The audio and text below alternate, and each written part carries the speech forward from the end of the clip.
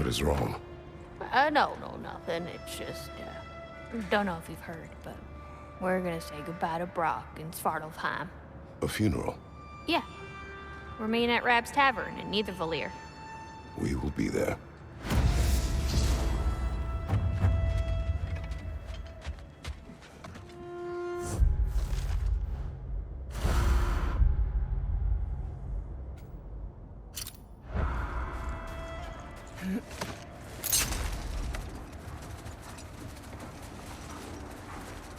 Maria, what exactly did you promise the large bird in Helheim? Oh, nothing too horrifying. It's just that she'd like to retire. Retire? Hell's Eagle wants to retire? Indeed. And don't ask me what she expects to do with her free time. I assure you there is no reassuring answer. Can she even do that? Not be hell? Apparently so. She just requires relief. Someone else to step in and become hell, as it were. Not exactly an office many would wish to occupy. Aye. Terrible weather, infinite hours, and the possibility of unleashing terrible mischief on the realms if they're careless. Or worse, if they aren't completely trustworthy. But if she were to leave without a replacement? Complete chaos, yes.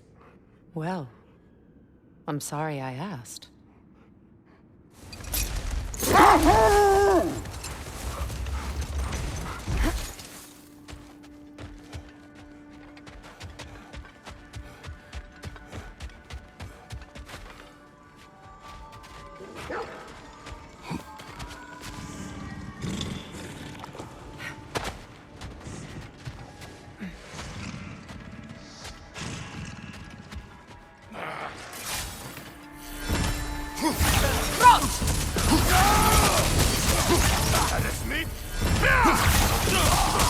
You'll need to get around that shield!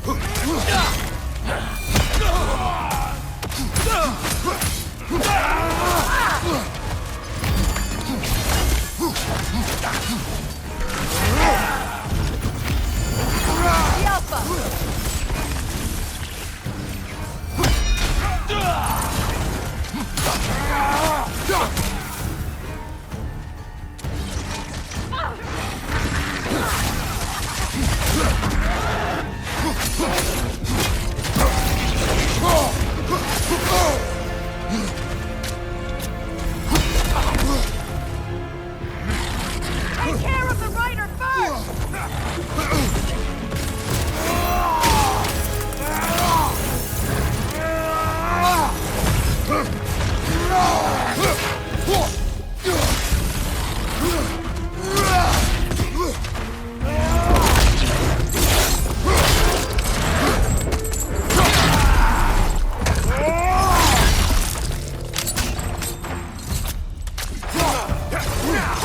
Shield strike!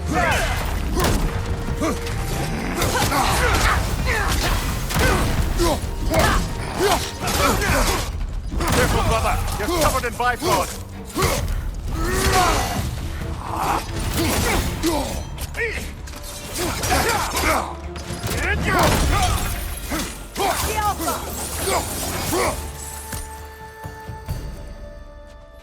Well, if there's more of these Asgard fragments out there, the Einherjar will continue to be a nuisance for the realms. Only if we do nothing.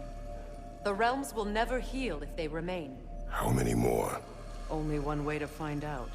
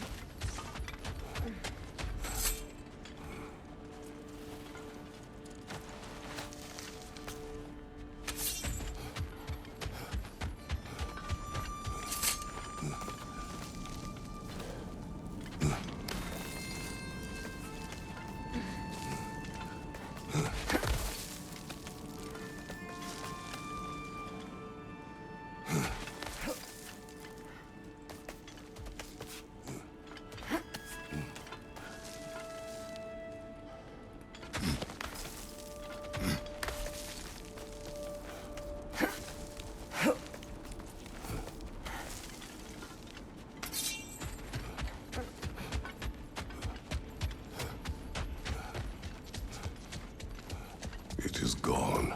I think the Norns are quite done with us, brother.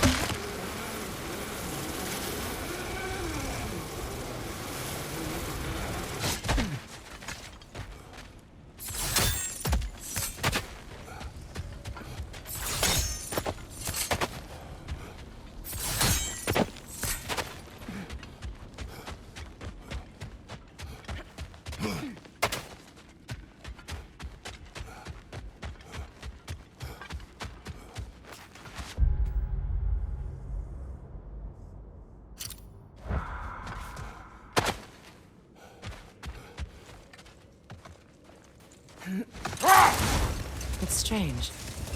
There are still signs of the world serpent all over the lake. But we saw him disappear at Ragnarok. That can only mean the legend was true all along. That blow from Thor sent Jormungandr straight back in time.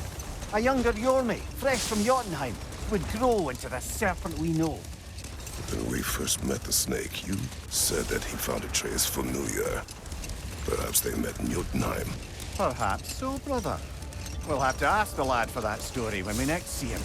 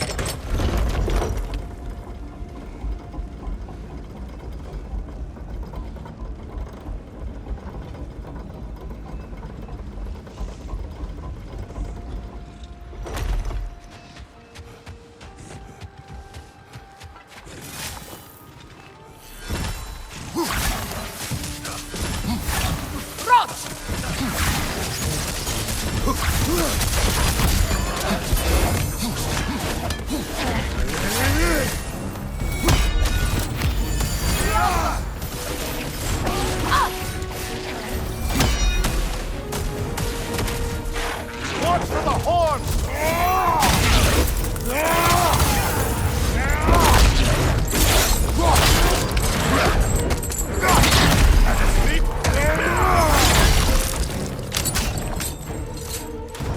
Einarjar, from the left!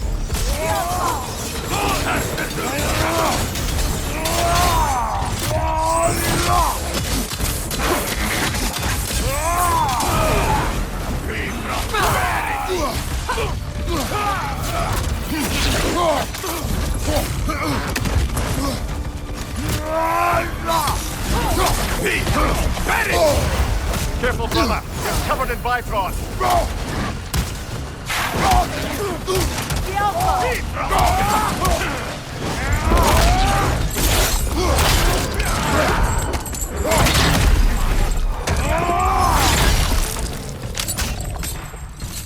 Behind you! Look out!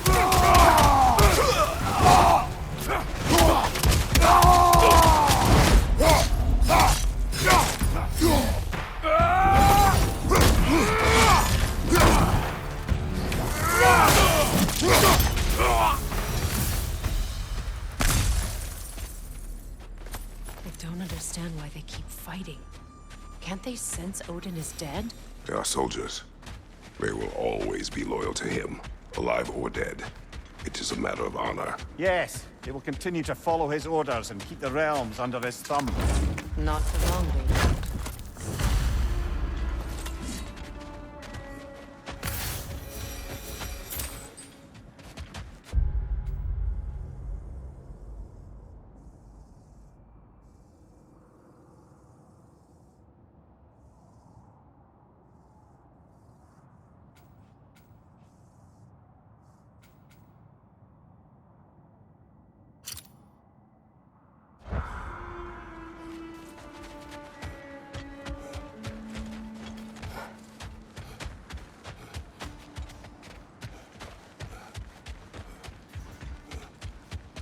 Brother, I've heard my share of stories about your homeland, but I'd also heard that you once fought in a tournament.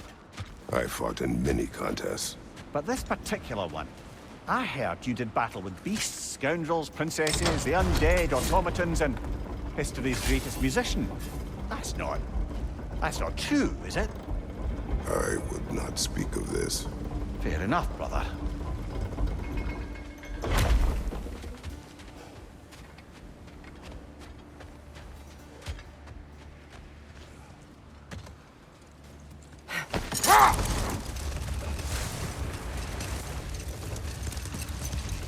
Yeah. You may tell a story, if you wish. I preferable to silence at last? A rare day. I'm touched. But since you mention it, there has been one in my mind of late. It goes back to my earliest days, when I had little more to do than observe the mortals who passed through our forest. One summer, a local laird of renowned eccentricity chose to sequester himself with a small coterie of kinsmen and followers. The aim of their woodland retreat was to achieve enlightenment through study and discipline. They took oaths to brook no distractions until they became wise men. Distractions. Aye, women, drink, mostly women. As you can imagine, things deteriorated quickly. By autumn, tempers were frayed and wisdom remained in short supply. One day, I watched as the laird and his brother took their hunt. There they found, at the banks of a river, a lady as fair as any they'd left behind. She pleads for their assistance for fear the currents would carry her off if she tried to cross. The laird doesn't miss a beat. He hoists her onto his shoulders, carries her across, sets her down, doffs his cap, and fords back across to his brother, who is dumbfounded, can't even bring himself to speak. The day stretches on, the laird carries on hunting, and his brother quietly gnashes his teeth down to powder. Finally, the dam breaks. "Brother," he cries, "how could you do it after everything we've sacrificed? How could you break your vow like it was nothing, carrying that lass on your shoulders like you were a Shetland pony?" The laird just smiles. "Brother, I set that lass down across the river. 'Tis you that carries her still." Oh, I got a chuckle. A rare day indeed.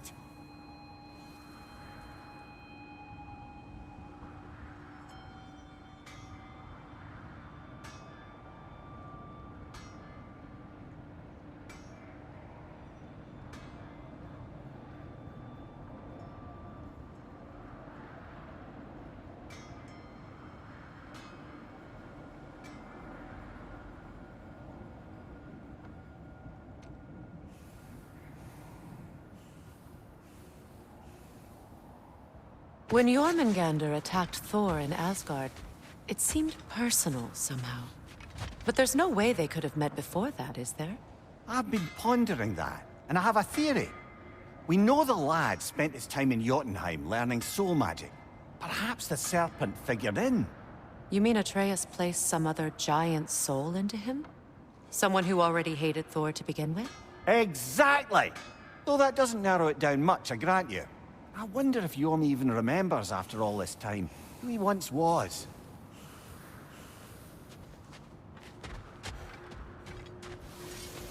Hey, near the little shop I'm running out in the Alpine Desert, there's something y'all are probably gonna see. Hell of Good job you did at Ragnarok, General. Wish I could have been there to see you and Sindri take down Thor and Odin. That is not what happened. Yeah, maybe not, but it's the story I like best. Important thing